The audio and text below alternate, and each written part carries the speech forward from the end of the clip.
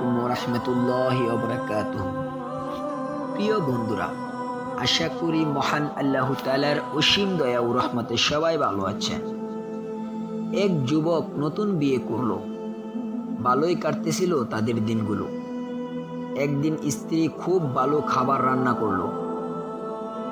স্বামী স্ত্রী যখন খেতে বসলো, এমন সময় এক ভিক্ষুক হাজির হলো।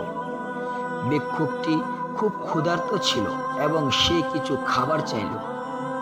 স্বামী খুব রাগ হইলেন এবং ভিক্ষুকটিকে অকথ্য ভাষায় গালমন্দ ও অপমান করে তাড়িয়ে দিল। অসহায় ভিক্ষুক চলে গেল। কিছুদিন পর স্বামী স্ত্রীর মাঝে ঝগড়া হলো। এক পর্যায়ে তাদের সংসার ভেঙে গেল। স্বামী স্ত্রীকে তালাক দিয়ে দিল। স্ত্রী বাপের বাড়ি চলে গেল। কয়েক বছর পর মেয়ের বাবা অন্য এক জায়গায় মেয়ের বিয়ে দিল। নতুন স্বামীর সাথে শুরু হলো তার জীবন। দ্বিতীয় স্বামী প্রথম স্বামীর চেয়ে অনেক ধনী ছিল। একদিন স্বামী স্ত্রী খেতে বসলো। ইতিমধ্যে একজন ভিক্ষুক আসলো। স্ত্রী স্বামীকে বলল, আমি ভিক্ষা দিয়ে আসি, কারণ এমন এক মুহূর্তে আমার প্রথম স্বামী এক ভিক্ষুকের সাথে খারাপ আচরণ করেছিল, যা আমি এখনো বলতে পারি না।